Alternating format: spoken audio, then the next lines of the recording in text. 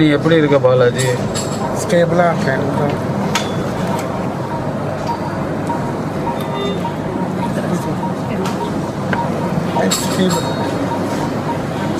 எந்த பிரச்சனையும் இல்லை, நலமுடன் இருக்கிறேன் என மருத்துவர் பாலாஜி கூறிய காட்சிகளே இவை. கத்தியால் குத்தப்பட்டதால் சிகிச்சை பெற்று வரும் மருத்துவர் பாலாஜியை மருத்துவத்துறை அமைச்சர் மா சுப்பிரமணியன் நேரில் சந்தித்தார். அப்போது தான் நலமுடன் இருப்பதாக மருத்துவர் விவரித்தார். நல்லா ஸ்டேபிளாக இருக்கேன். இன்னைக்கு மொபிலைஸ் பண்ணணும்னு நினைக்கிறேன். ஹார்ட்டு மட்டும் செக் பண்ண அதுவும் பண்ணிக்கிறோம். பேஸ்மேக்கர்லாம் இருக்கிறதுனால பேஸ்மேக்கரும் செக் பண்ணியிருக்கேன். எக்கோ கார்டியோகிராமும் செக் பண்ணியிருக்கேன். இன்ஜுரிஸ் எல்லாம் ஃபியூச்சர் போட்டுக்கிறதுனால அது ஆன்டிபயோட்டிக்ஸ் கிடைக்குது, இன்ஃபெக்ஷன் ஆகாமல்.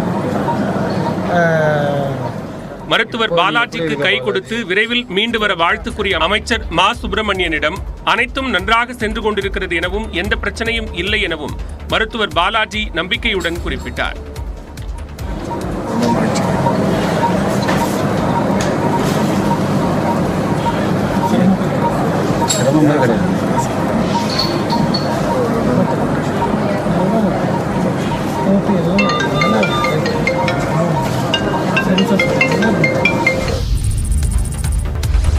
தான் வெட்டியதில் மருத்துவர் பிழைக்க மாட்டார் என்று விக்னேஷ் கூறியதாக முதல் தகவல் அறிக்கையில் தெரிவிக்கப்பட்டுள்ளது.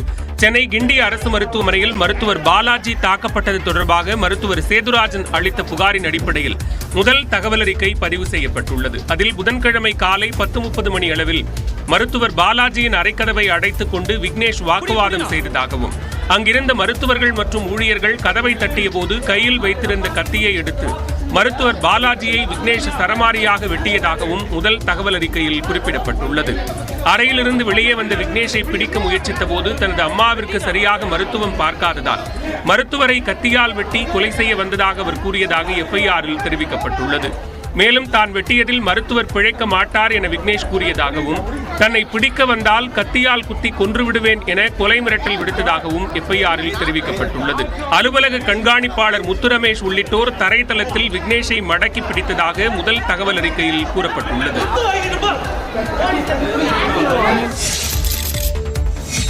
தனது மகனை தாக்கிய நபர்கள் மீது நடவடிக்கை எடுக்க கோரி விக்னேஷின் தாயார் சென்னை கிண்டி காவல் நிலையத்தில் புகார் அளித்துள்ளார். சென்னை கிண்டி கலைஞர் நூற்றாண்டு உயர் சிறப்பு மருத்துவமனையில் மருத்துவர் பாலாஜியை கத்தியால் தாக்கிய விக்னேஷை காவல்துறையினர் நேற்று முன்தினம் கைது செய்து சிறையில் அடைத்தனர்.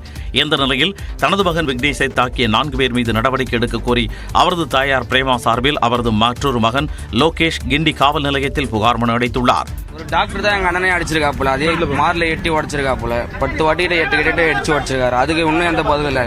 டாக்டர் போனதுக்கு சொல்றாங்க, அதே டாக்டர் ஒரு பேஷண்ட் அடிக்கலாமா? அவன் பேஷண்ட் தான், அவனும் ஒரு ஹார்ட் பேஷண்ட் தான். அவன் ஹார்ட் பேஷண்ட் கிடையாம இல்லை, அவனும் ஒரு ஹார்ட் பேஷண்ட். அதே ஹார்ட்ல தான் எட்டு உடச்சிருக்காங்க. இது வரைக்கும் எந்த இதுவும் கிடையாது. அந்த வீடியோவும் இருக்கு நம்ம கிட்ட. இப்போ அது மூலமா தான் வந்து கம்ப்ளைண்ட் இப்போ கொடுத்துட்டு போயிருக்கோம். பெட்டிஷன் எடுக்கிறேன்னு இருக்காங்க, தகுந்த நகர் எடுக்கிறேன்னு சொல்லியிருக்காங்க.